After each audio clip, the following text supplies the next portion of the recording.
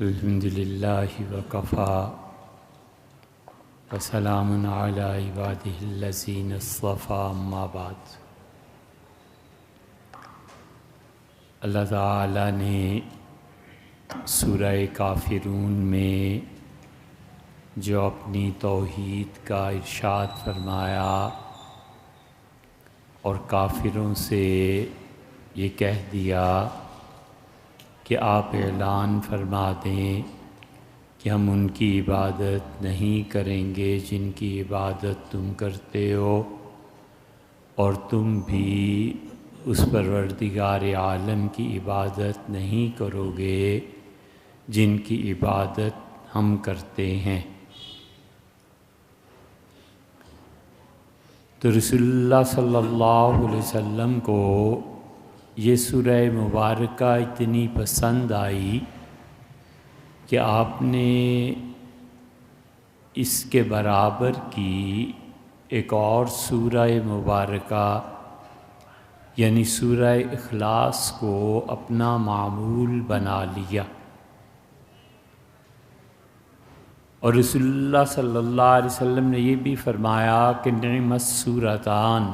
کیا ہی خوبصورت، کیا ہی اچھی یہ دو صورتیں ہیں۔ اس لیے عام طور پہ رسول اللہ صلی اللہ علیہ وسلم یہ دونوں صورتیں پڑھا کرتے تھے اور اکٹھی پڑھتے تھے، 2 رکعتوں میں پڑھتے تھے، اور معاویہ اشجعی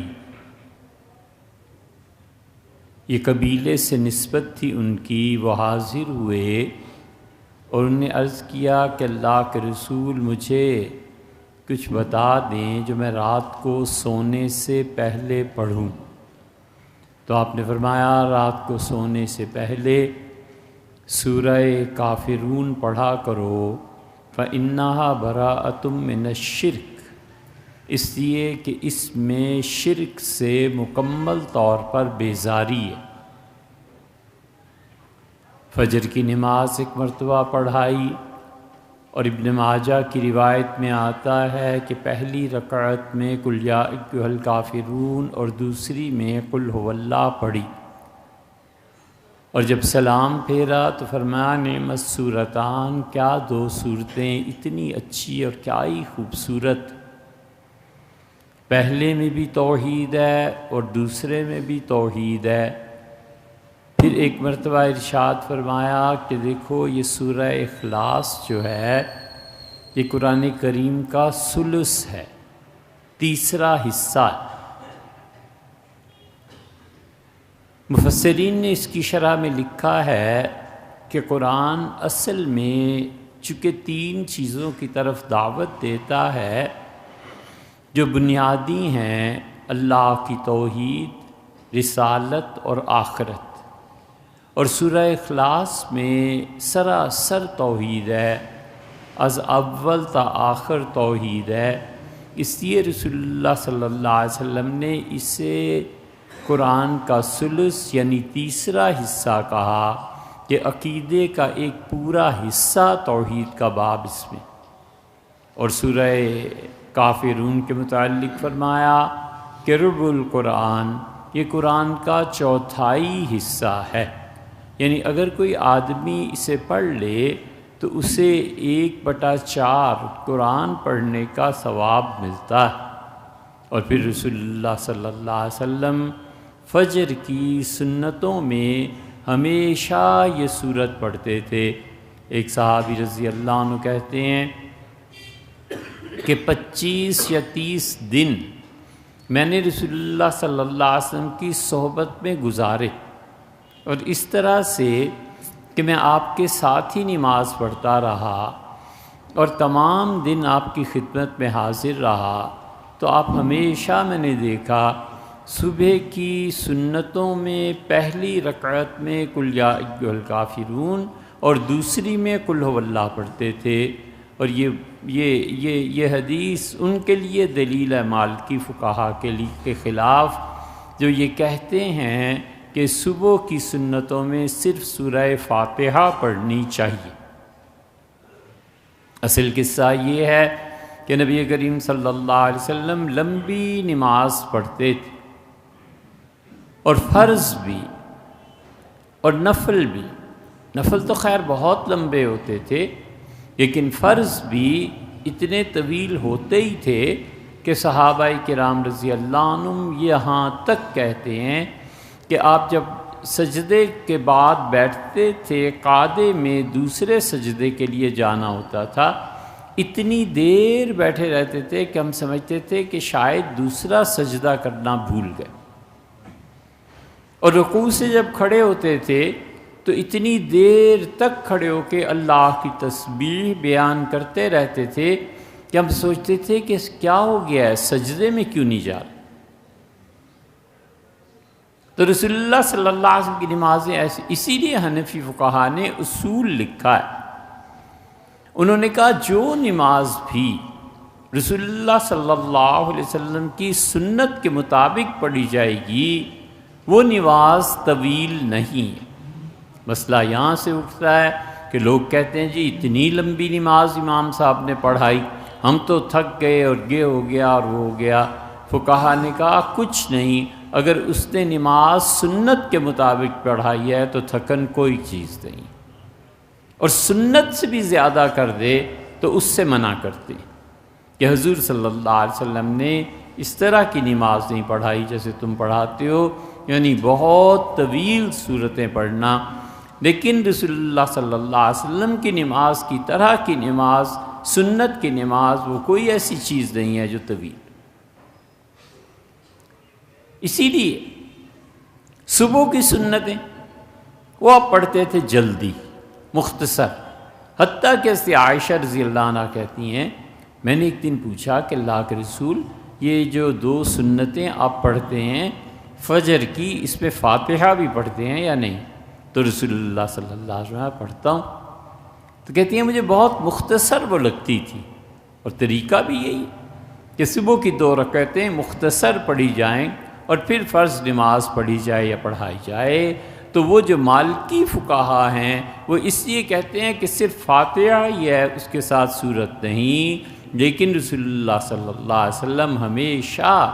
قل یا ایھا الکافرون اور قل ھو اللہ، یہ 2 سورتیں 2 رکعتوں میں پڑھتے رہے ہیں، حتیٰ کہ فجر پڑھائی تو اس میں بھی ایک میں قل یا ایھا الکافرون اور دوسری میں قل ھو اللہ پڑھی۔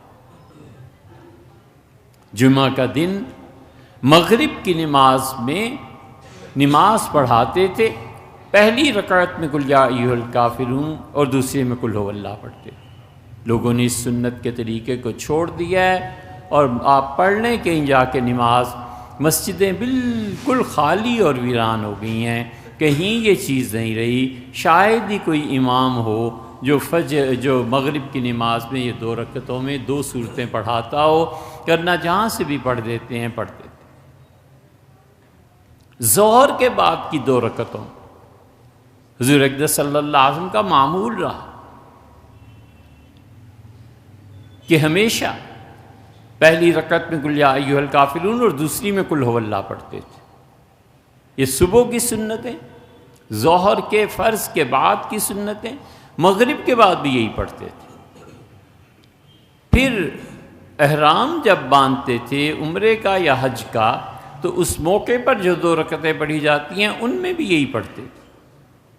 کسی کو تلقین فرمائی اور فرمایا رات سونے سے پہلے معاویہ اشجعی کو بھی اور لوگوں کو بھی فرمایا یہ قل یا ایھا الکافرون پڑھ کے پھر سویا کرو، اور اگر تمہیں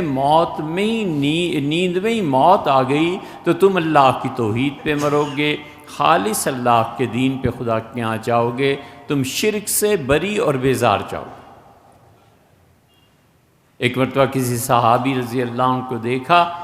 اور اس سورت کی تلقین کی اور فرمایا سورہ کافرون پڑھا کرو، تم جانتے ہو اس میں شرک سے بالکل بیزاری۔ ایک صحابی رضی اللہ عنہ کہتے ہیں کہ منافق آدمی سورہ کافرون نہیں پڑھتا، کم پڑھتا ہے۔ تو اس لیے انہوں نے کہا کہ سورہ کافرون میں بالکل واضح طور پہ اللہ نے 2 گروہوں کو منقسم کر دیا ہے، ایک وہ جو خدا کی عبادت کرتے ہیں اور ایک وہ جو خدا کی عبادت نہیں کرتے، بالکل الگ الگ کر دیا کہ یہ ہیں اور یہ ہیں۔ عبادت کے معاملے میں اللہ کی عبادت پہ کوئی چیز ایسی نہیں ہے جس پہ کمپرومائز کیا جا سکے۔ اس لیے بہت سے لوگ، اللہ تعالیٰ ان سے درگزر کرے، تصوف کے نام پر شرک اور بدعت لے آئے،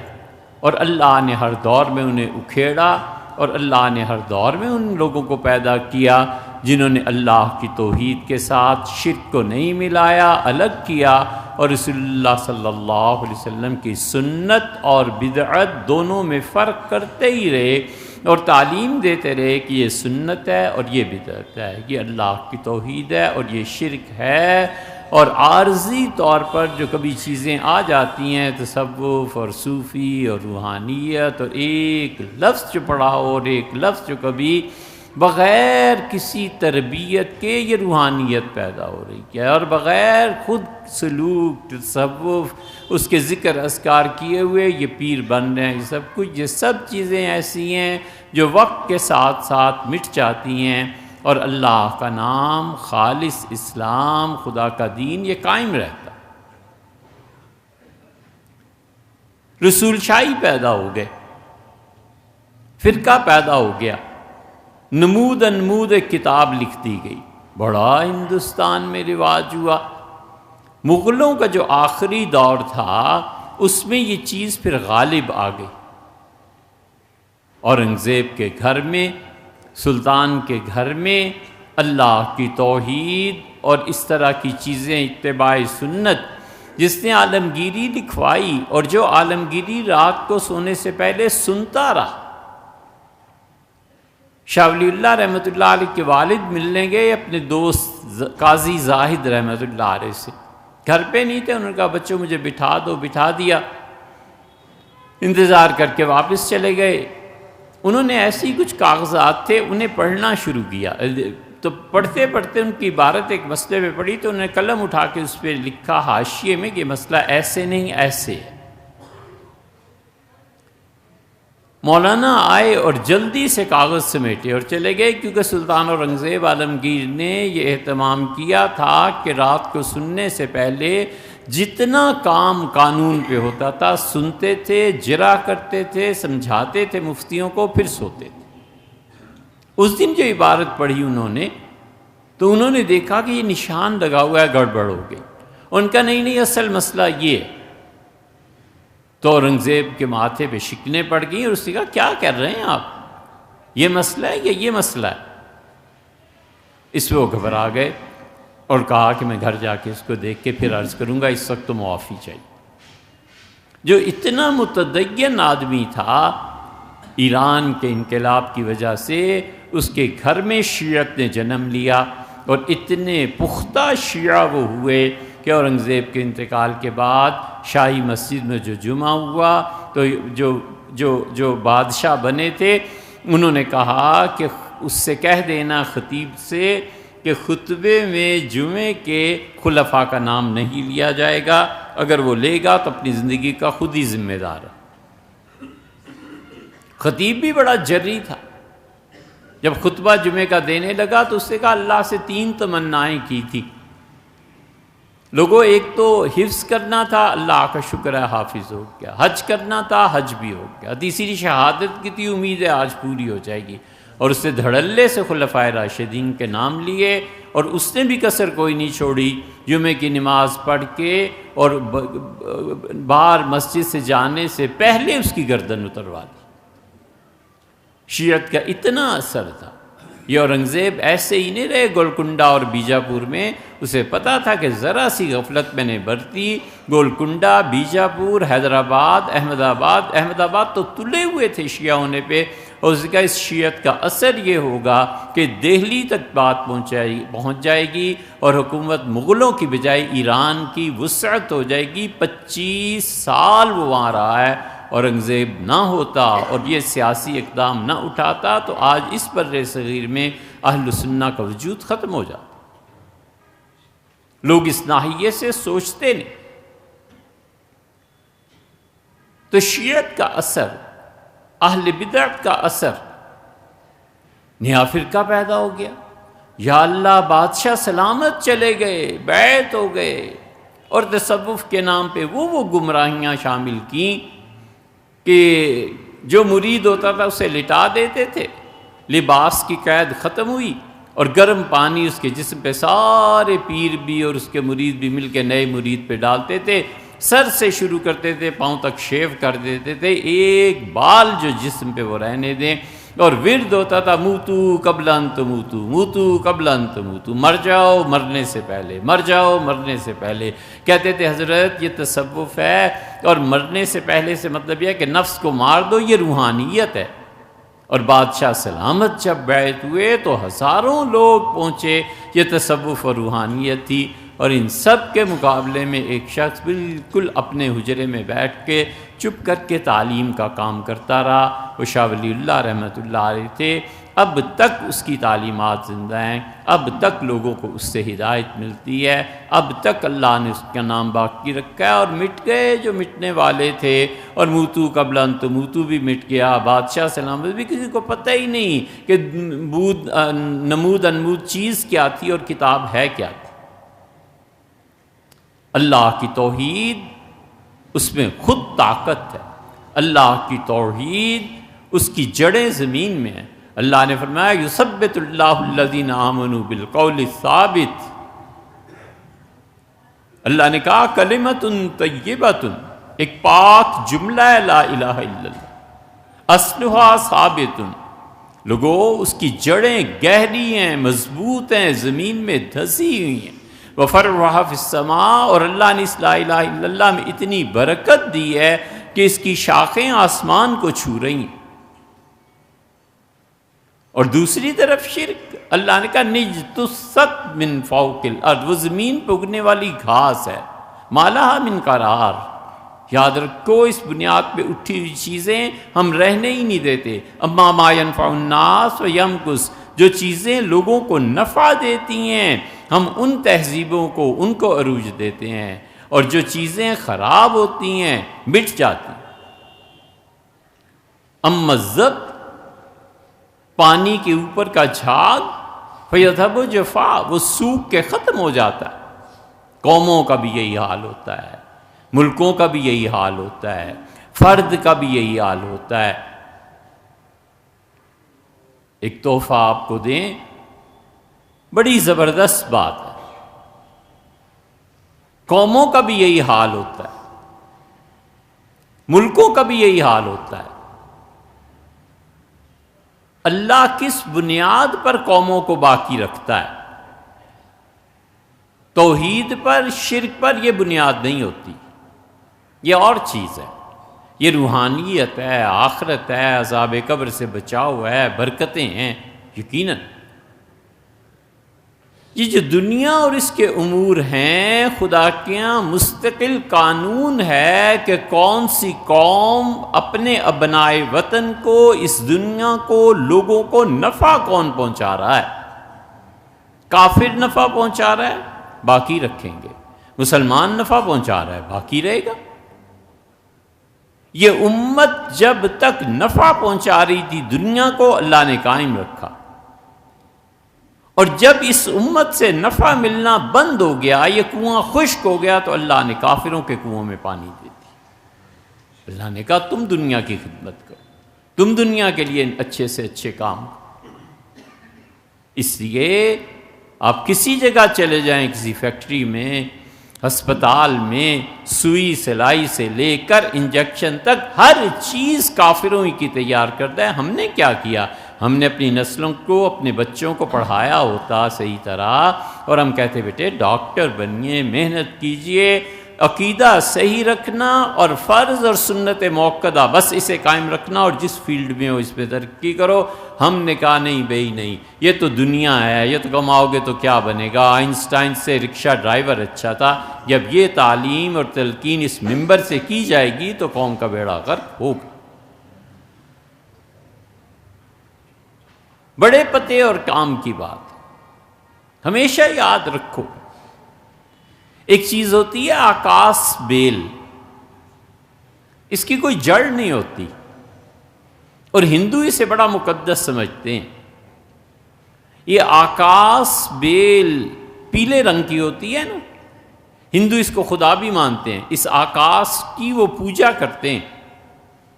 یہ آکاس بیل جس درخت پر چڑھ جائے اس درخت کو بالکل خشک کر دیتی ہے، برباد کر دیتی ہے۔ ہرا بھرا درخت، اور مالی دیکھتا ہے کہ اس پہ پیلے رنگ کی ایک بیل چل رہی ہے اور چڑھتی چلی جا رہی ہے، مالی اسے فوراً جدا کرتا ہے، اسے پتہ ہوتا ہے کہ یہ آکاس بیل ایسی منحوس ہے کہ اس درخت کو برباد کر دے، اور پوجتے بھی ہیں۔ مالی تو نہیں پوجتا نا، ہندو پوجتے ہیں، ہندو پوجتے ہیں، اور وہ کہتے ہیں کہ اس کا مطلب یہ ہے کہ خدا ہے، اور اس جس درخت پہ چڑھ گئی وہ درخت منحوس ہے، دنیا کے لیے، جنگل کے لیے بڑا خراب ہے، لہٰذا اس آکاس بیل کو رہنے دو، اور اس آکاس بیل کی جڑ بھی نہیں ہوتی، تو اس لیے وہ خدائی کا درجہ دیتے ہیں۔ یہ مثال دی ہے، اور اصل بات یہ ہے کہ دنیا میں ہر ایک شخص کے ساتھ کوئی نہ کوئی آکاس بیل ہوتی ہے۔ آج گھر جا کے سوچنا کہ میرے ساتھ کیا آکاس بیل لگ گئی ہے اور میں اسے جدا کر دوں، وگرنہ ساری صلاحیتیں برباد ہو جائیں گی، اور جنت چھوڑ جہنم کا بھی کوئی نچلا طبقہ مل جائے گا۔ ہر ایک پرسنالٹی، اسٹرانگ پرسنالٹی، اس کے ساتھ آکاس بیل لگ جاتی ہے اور کسی کام کا نہیں چھوڑتی۔ ایک آکاس بیل ایک شخص کے ساتھ لگی ہوئی ہے اور اس کا غصہ ہے، یہ غصہ اسے برباد کر دے گا۔ ایک آکاس بیل لگ گئی ہے کہ باپ کا، دادے کا پیسہ ہے، اپنا کمایا ہوا پیسہ ہے، اور فضول خرچی کی آکاس بیل لگ گئی ہے، ایک ٹکے کا نہیں چھوڑے گی جب تک کہ بھیک کے لیے ہاتھ نہ پھیلا دے۔ ایک آدمی کے ساتھ آکاس بیل لگ گئی ہے، اچھا ابھی اٹھتا ہوں، ابھی کرتا ہوں، ابھی پانی پی لوں گا، اچھا کوئی آ جائے پانی دے دے پینے کی، یہ سستی کی آکاس بیل جو ہے نا، آج نہیں تو کل اسے تباہ کر کے رہے گی۔ کامیاب وہی ہے شخص دنیا میں اور آخرت میں جو اس آکاس بیل کو ایک مرتبہ اتار کے رکھ دے کہ اس کے ساتھ تو چل نہیں سکتے، یا اس کے ساتھ چل لیں یا اس کے ساتھ چل رہے ہیں، ایک ہی کام ہو سکتا۔ اسی لیے رسول اللہ صلی اللہ علیہ وسلم نے فرمایا ان اللہ یحب، اللہ تعالیٰ محبت کرتا ہے۔ بہت سے لوگوں کو آپ دیکھیں گے وہ قرآن میں بھی ڈھونڈتے ہیں کہ اللہ کن کن لوگوں سے محبت کرتا ہے، بس اللہ تعالیٰ نے فرمایا ان اللہ یحب التوابین، اللہ ان لوگوں سے بہت محبت کرتا ہے جو توبہ کرتے رہتے ہیں۔ یحب المتطہرین، اللہ ان سے بہت محبت کرتا ہے جو خاص طور پہ زندگی میں پاک رہتے ہیں۔ اللہ تعالیٰ نے فرمایا کہ وہ محبت کرتا ہے متقی لوگوں سے، پرہیزگاروں سے۔ مختلف شعبہ حیات ہوئے نا، شعبہ حیات کو آپ تقسیم کر لیں، اس سے محبت ہے، اس سے ہے، اس سے ہے، اس سے ہے، اس سے ہے۔ حضور صلی اللہ علیہ وسلم نے کیا پتہ کی بات کہی، نبی کریم صلی اللہ علیہ وسلم نے فرمایا ان اللہ یحب معالی الہمم، اللہ ان لوگوں سے محبت کرتا ہے جن کی ہمتیں جوان رہتی، ہمت جوان رہنی چاہیے۔ کیا مسئلہ ہے کرسی پہ بیٹھ کے نماز پڑھنے کا، 1 منٹ کھڑے ہی تو ہونا ہے، اپنے نفس کو ابھارے کہ بادشاہ سلامت کے حضور کھڑے ہونا ہے، قیام کرنا ہے۔ کیا مسئلہ ہے اتنا بڑا، بارش سردی ہو رہی ہے، سیدھی طرح مسجد میں جا کے نماز پڑھنی؟ کیا مسئلہ ہے اتنا بڑا، اس مہینے 200 روپیہ اپنے خرچے سے اللہ کی راہ میں دے دوں گا، یہ اتنا بڑا مسئلہ نہیں ہے۔ ان اللہ یحب معالی الہمم، رسول اللہ صلی اللہ علیہ وسلم فرمایا اللہ محبت کرتا ہے ان لوگوں سے جن کی ہمتیں بلند ہوتی ہیں، جن کی ہمتیں بلند ہوتی ہیں وہ قوموں کو لے اڑتے ہیں، جن کی ہمتیں بلند ہوتی ہیں وہ اتنی ہوتی ہیں بلند کہ حضرت معاویہ رضی اللہ عنہ کہتے تھے ایک شیر نے مجھے ایک جنگ میں پوری رات کھڑے کیے رکھا، جبکہ میرا بہت زیادہ تھکن کی وجہ سے برا حال ہو رہا تھا، اور وہ شعر یہ تھا، فرماتے تھے کہ وہ شعر بار بار میرے دماغ میں آتا تھا کہ ہم تمہیں پتہ ہے کون سی قوم ہے، ہم تو جب لڑکپن سے اٹھتے ہیں، ہم جب گھٹنوں کے بل ہوتے ہیں تو بڑی بڑی قومیں خروا لہ الجباب ساجدین، ہمارے بچے جب گھٹنوں کے بل چلنا شروع ہو جاتے ہیں نا تو دنیا کے بڑے بڑے طاقتور حکمران انہیں آ کے سجدہ کرتے ہیں، کام تو اس قوم سے ہیں، میں کیسے پیچھے ہٹ جاؤں؟ اسی لیے رسول اللہ صلی اللہ علیہ وسلم ہمت کو بلند دیکھ کے خوش ہوتے تھے۔ عمار بن یاسر رضی اللہ عنہ آئے، مسجد نبوی کی تعمیر ہے، حضور صلی اللہ علیہ وسلم جو بھی پتھر لینے کی کوشش کرتا تھا فرماتے تھے اور بھی پڑے ہوئے ہیں، جاؤ وہاں سے لے لو۔ عمار رضی اللہ عنہ کو دیکھا، 2 پتھر رکھ کے لا رہے ہیں، ایک پتھر کندھے پہ پھر اس کے اوپر دوسرا۔ حضور صلی اللہ علیہ وسلم نے بلایا، محبت اظہار فرمایا اس کا، اور فرمایا عمار لیکن میں تمہیں بتاؤں ایک ایسا گروہ تمہیں شہید کر دے گا جو اس دن حق سے زیادہ قریب نہیں ہوں۔ یہ سب بلند ہمتی ہے۔ اس لیے یہ جو آکاش بیل لگ جاتی ہے نا ہر آدمی کے ساتھ، آج جا کر سوچئے گا کہ میرے ساتھ کوئی آکاش بیل تو نہیں لگ گئی۔ بخل ایک آکاش بیل ہے، حسد ایک آکاش بیل ہے، سستی ایک آکاش بیل ہے، غصہ آکاش بیل ہے، خام خواہ فضول باتوں میں الجھنا ایک آکاش بیل ہے۔ یہ ساری آکاش بیلیں لگ جاتی ہیں، اور قوموں کو جب لگ جاتی ہیں نا، اور قومیں جب قرض مانگنے پہ اتر آتی ہیں تو پھر آکاش بیل اچھی طرح لپیٹ کے دین اور دنیا سب چھین لیتی ہے، سب برباد ہو جاتا ہے۔ اس لیے یہ جو اللہ کی توحید ہے، اللہ نے فرمایا یثبت اللہ الذین آمنوا بالقول الثابت، جو اس پہ قائم رہتے ہیں اللہ انہیں ثابت رکھتا ہے اس دنیا میں بھی اور اس دنیا میں بھی، حتیٰ کہ مفسرین نے کہا اس سے مراد قبر ہے کہ جو لا الہ الا اللہ کا اقرار کرتا رہا، یہ سورہ توحید، یہ سورہ اخلاص، یہ سورہ کافرون، قبر میں بھی جا کر اسے کوئی دقت کوئی دشواری نہیں ہوگی، فرشتے پوچھیں گے اور وہاں بھی وہ لا الہ الا اللہ پڑھتے۔ اس صورت پہ انشاءاللہ آئندہ اور بات